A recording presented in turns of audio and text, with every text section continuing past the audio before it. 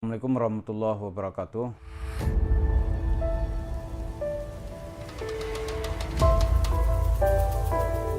Kayak kita lihat lagi di sini ada seolah-olah Yusuf Mansur tahu alam akhirat. Ya, ini masih bicara tentang Allah. Rasulullah nanya sama saya. Siapa nanya? Rasulullah. Udah ketemu ibumu? Alah. Belum ya Rasulullah. Dia lagi sama istri-istriku, Khadijah, Aisyah, dan yang lain-lain. Mau ketemu sama dia? Oh ya Rasulullah. Terus kita datang. Terus ibu kita bilang, aku ridho kepadamu wahai anakku. Wah, udah deh.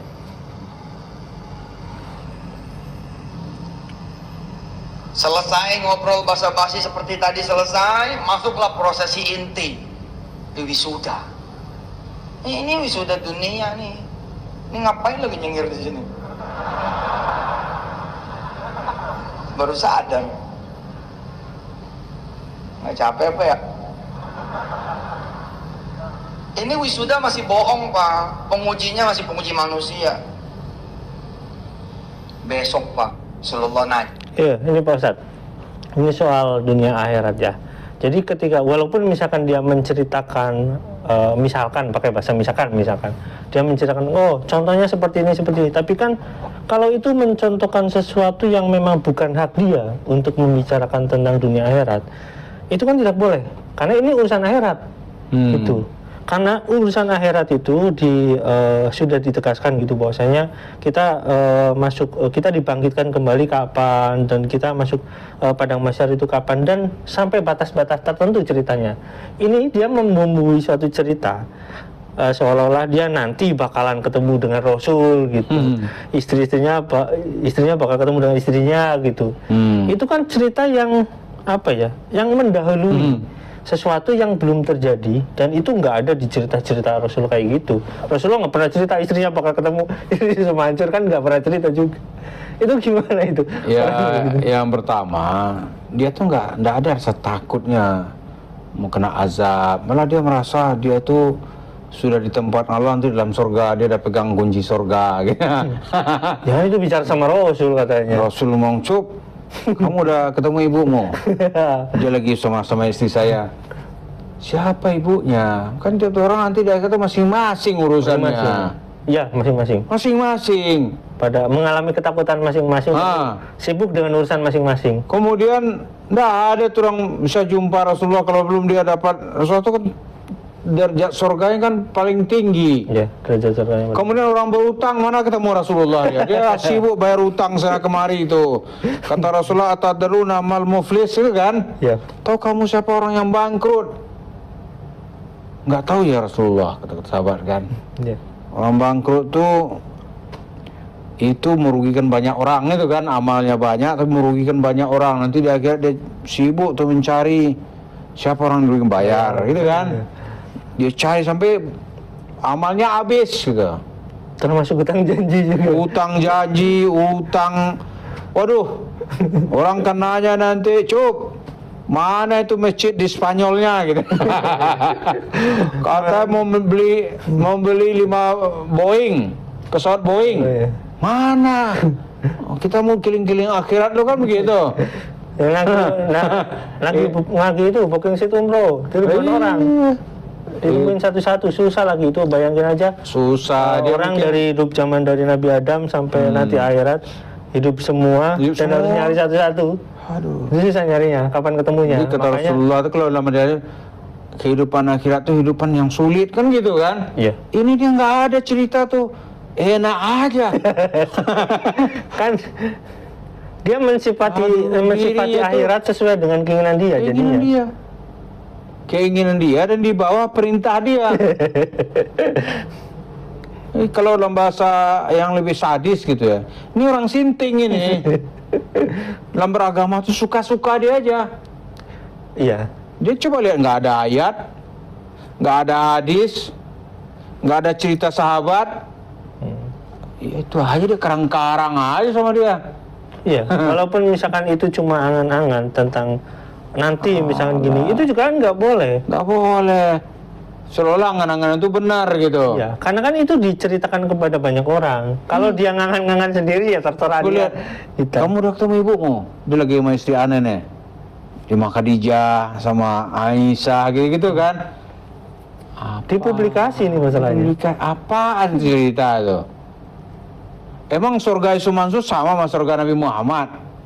Enggak mungkin, enggak Nggak mungkin. Dia nanti tuh dia harus Karena derajatnya beda gitu. bertanggung jawab, dia tuh duit orang yang dia rugikan itu. Ini nggak ada cerita ini kecuali bagaimana menampilkan diri sebagai orang sakti sehingga dapat duit banyak, itu aja. Mudah ngumpulin duit. Karena kan gini, jangankan sekelas pribadi orang-orang biasa gitu, mungkin kayak Nabi Adam pun nggak merasa nggak setara dengan Rasul gitu. Iya. Jadi nggak mungkin lah ada orang biasa gitu, apalagi yang punya hutang kayak gitu derajatnya sama dengan Rasul itu. Alah. Sampai dengan dia enak aja gitu, bahkan yang negur Rasulullah lagi. Dia negur Rasul lagi. Bahkan dia tuh sama dengan saya, ini gila nih orang.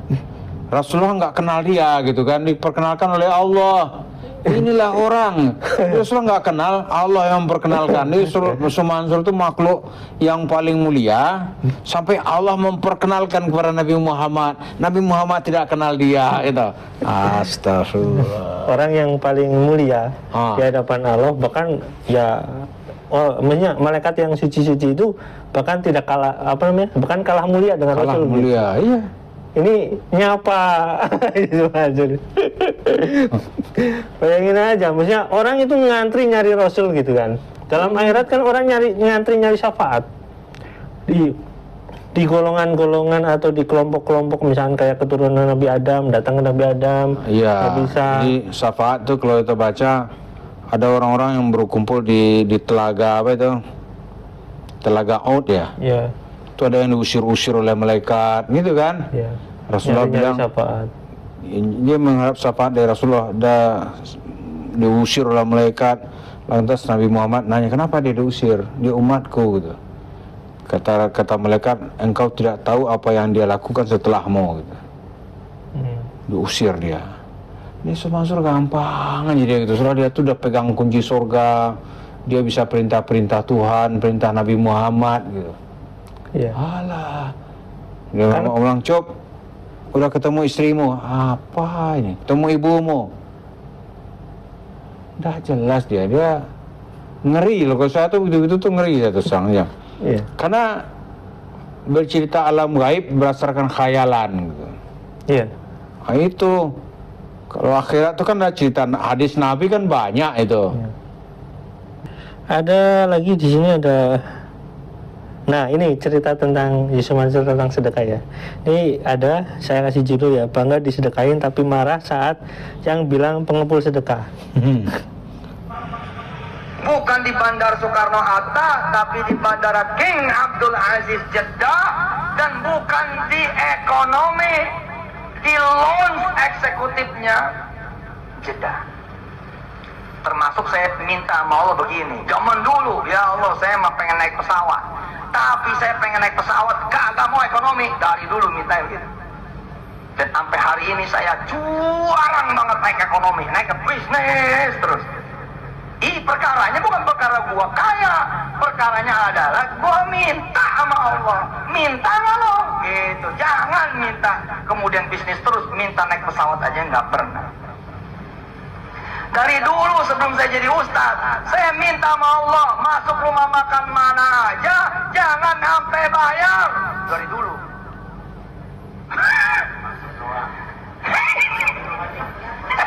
Masuk doa dia. Ya, jadi kan dia sudah mensifati diri ya.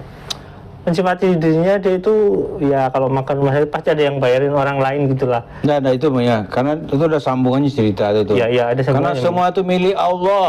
Iya. Ayat dia kutip tuh, walillahi ma fis samawati wa ma fil ard. Kepunyaan Allah, milik Allah. Yang apa saja yang ada di langit dan apa saja yang ada di bumi, minta aja. Nanti tunjuk, ambil, bawa. Itu inti saya itu dia. Iya. Tapi kan dia memang kalau waktu itu kan sempat ada rame-rame tuduhan Yusuf Mansur itu kalau apa namanya, kalau berdakwah katanya itu nggelar sorban, terus ngumpulin uang, sedekahnya katanya dibawa sampai yang laporin si Arif itu katanya. Tapi dia sendiri setiap ceramah ya kayak gitu, bangga kalau dia dikasih sedekah. Makanya jadi ironi kalau dia nggak ngaku disedekahin, tapi dia bangga menerima sedekah gitu. Ya bagaimana dia nggak terima sedekah? Kan banyak video-video lain minta dia. Ya, Minta, Yusuf Mansur sudah datang. Apalagi kan gitu kan? iya. Tuh dikarang cerita-cerita fiktif. Misalkan dia bersedekah kepada Yusuf Mansur. Cerita macam-macam nih. Ada yang bersedekah 8 miliar ke Yusuf Mansur. Iya. Iya kan? Ya. Nanti katanya dia dibalas oleh Allah. Dia punya rumah 35 hektar di pinggir laut sekaligus tempat parkir pesawatnya. Siapa punya rumah 35 hektar, dia punya pesawat di pinggir laut karena dia sedekah ke Yusuf Mansur 8 miliar. Allah kasih gitu kan. Sekarang cerita itu benar nggak gitu? Nggak tahu. Kan Indonesia ini kan Sabang Merauke cuman ada wilayahnya. Ya. Kalau yang punya pesawat kan pasti orang kaya.